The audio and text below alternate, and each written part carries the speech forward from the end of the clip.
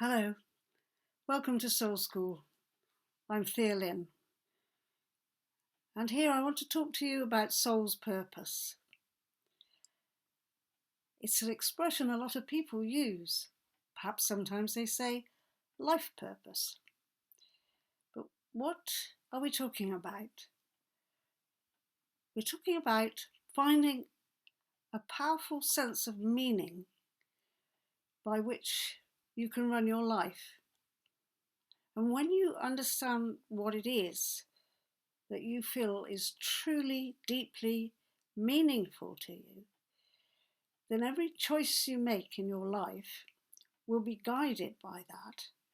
It will be like your North Star or a lodestone, a point of reference. So when things occur in your life, when things are offered to you, when events turn up, when people come into your life, you can ask yourself, what's this got to do with my unique purpose here? And is it appropriate for me to follow through on this offering, this opportunity? And conversely, when you've got to go out looking for opportunities, seeking the next move forward, again, your soul's purpose, your sense of meaning, can be the very thing that underpins how you make the choices, how you make the moves. Now, philosophers of ancient times explained that we come into the world with a sense of purpose. Even before we can speak, there is something innately in us, in our soul, that has been set up. We have set it up at the point when we entered human life.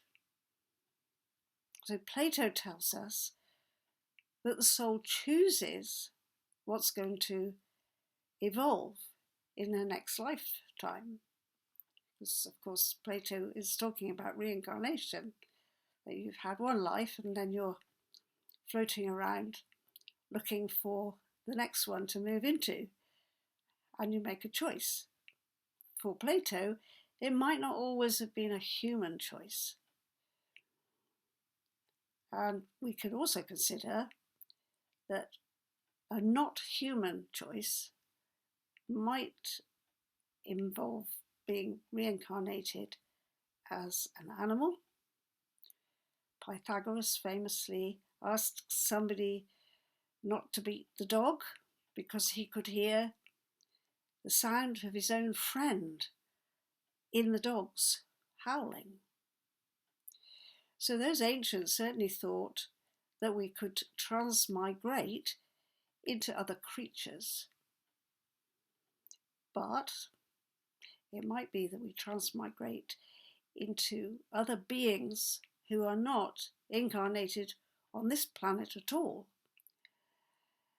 And that's another story, really, because we're concerned very much with human life from our own perspective. So how would you set about discovering that for yourself? What can you do to unpick something which seems to be innately in you, but which may have been set in place, set in motion before you could even speak?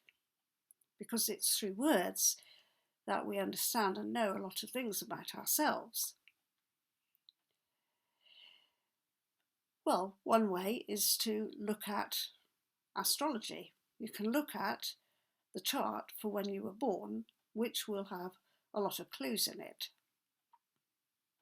Another thing you can do is to look at your life over however many years it is you've been around and identify things that have occurred or things that seem good to you, that feel like they're right for you.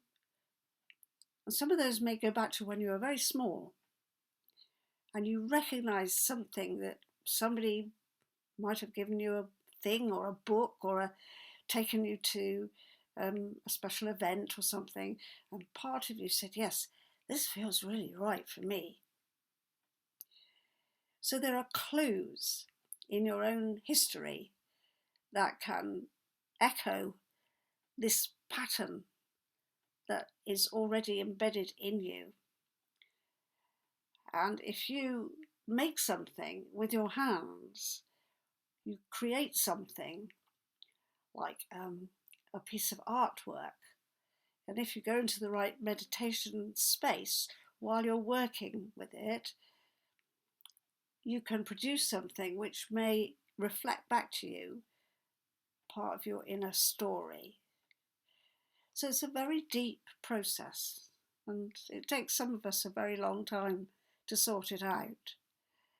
But once you've got that sense of this is why I'm here, this is what I'm born to do, then you can work with that. And one thing I do want to say is that it's not always really, really specific and tight in its appearance, this sense of meaning.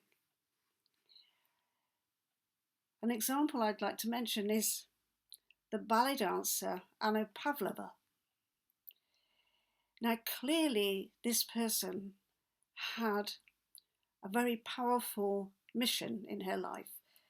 She not only trained as a ballet dancer, but she toured for many, many years, going to all kinds of places, some places where people had never seen the ballet before, and, quite often couldn't afford to pay very much for it either. But Pavlova was driven by something. And what she said was she wanted to bring beauty into people's lives. Now, that was her soul's purpose. That was her mission. Bringing beauty into people's lives would not necessarily mean she would have to be a ballet dancer. That was just a very good option. But there could have been other art forms that would bring beauty into people's lives.